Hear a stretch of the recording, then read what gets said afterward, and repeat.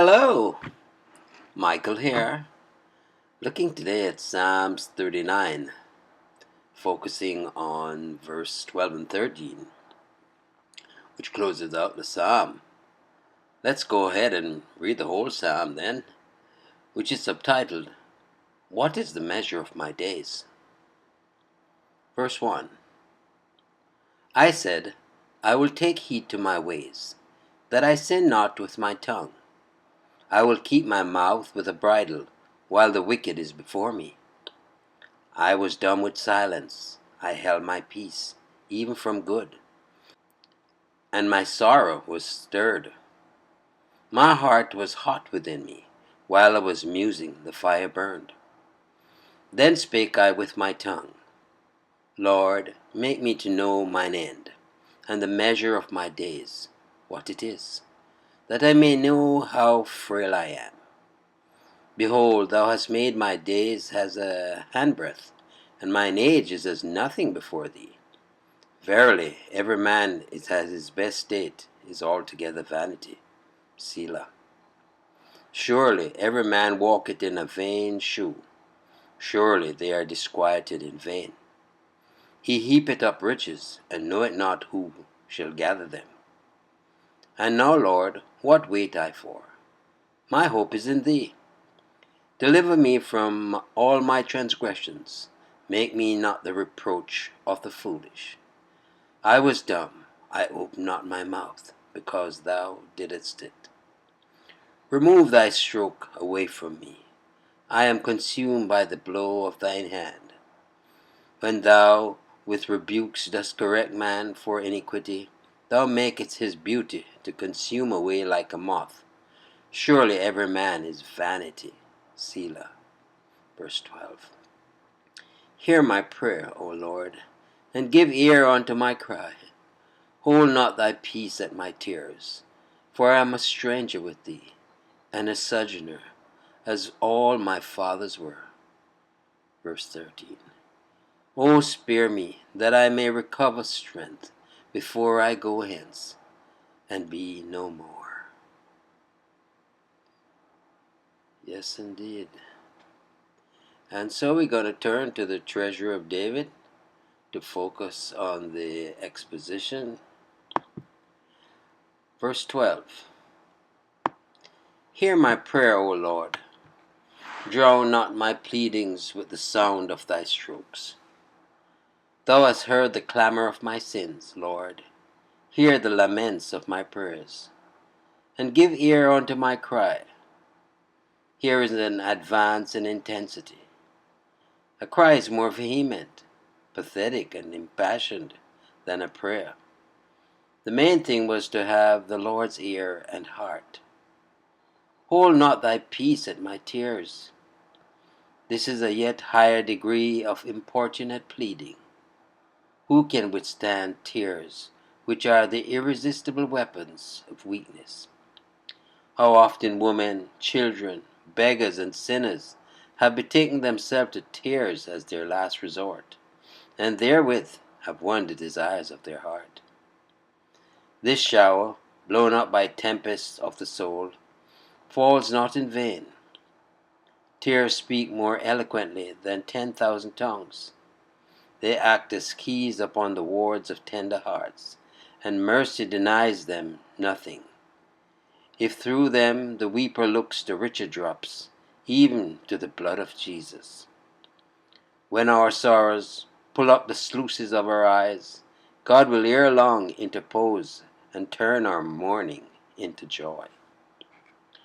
Long may be quiet as though he regarded not, but the hour of deliverance will come, and come like the morning when the dewdrops are plentiful.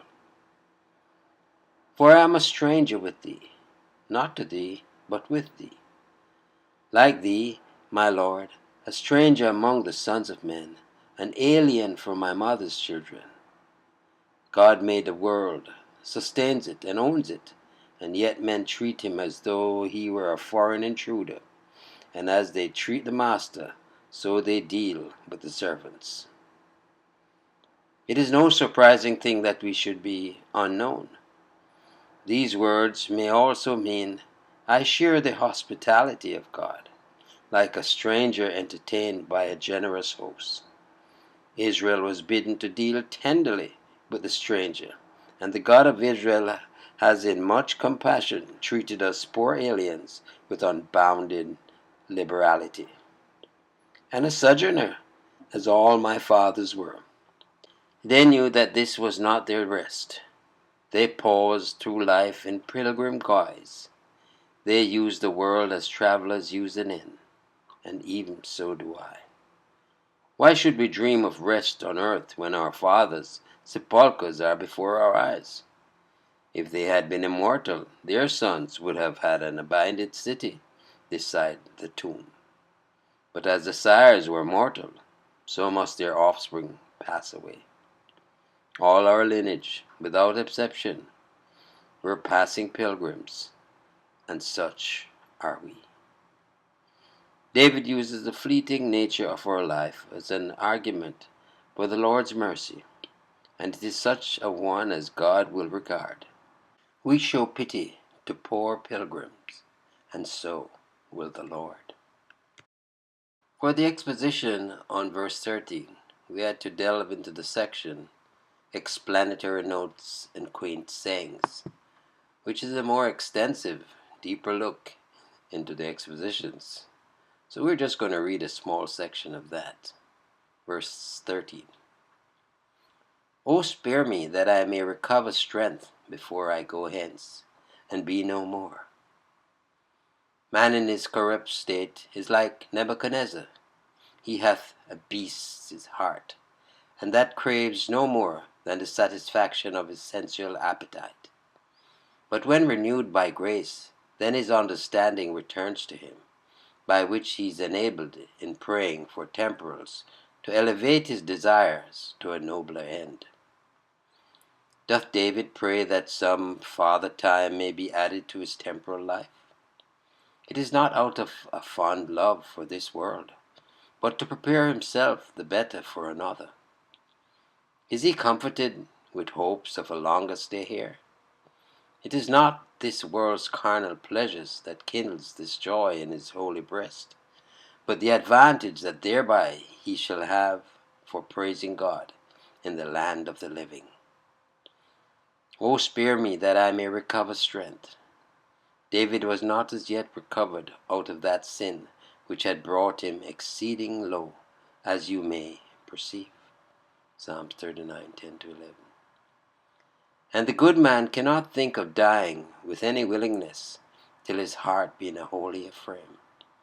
And for the peace of the gospel, serenity of conscience, and inward joy, alas, all unholiness is to it as poison is to the spirits which drink them up.